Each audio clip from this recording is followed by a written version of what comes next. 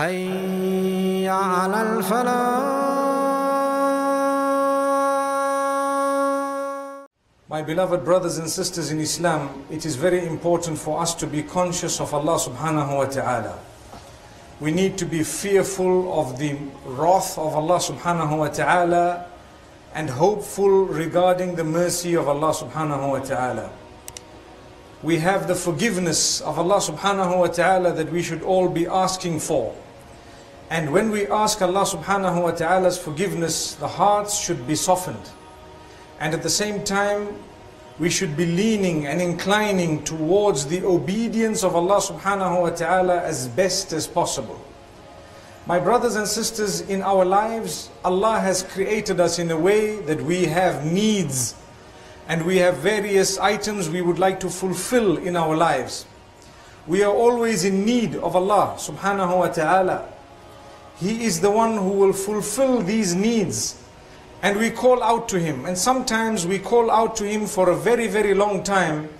We do not see some of the results of the dua or the supplications that we make immediately.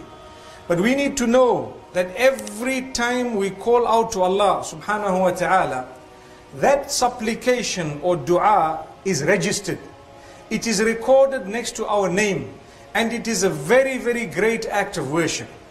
If a person does not have any of his dua answered exactly as he wanted them, but he continued to make dua to Allah in spite of that, by the will of Allah, he will be granted entry into paradise because of the sabr and the patience that he underwent or that he had to endure throughout his life.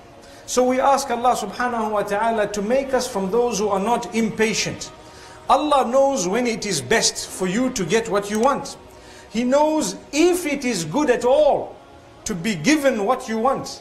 He knows if it is better for you not to have what you want. And He knows if it is good for you to get it as you wish it. Ultimately, the knowledge is His. Some of us wish for things that we think are good for us, but we don't realize that they are bad for us. Some of us wish for things that we don't realize would cause more harm or cause more havoc in our lives than had we not been given them.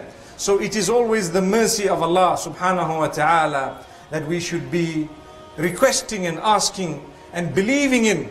And we should know that whatever Allah has done is always for the better.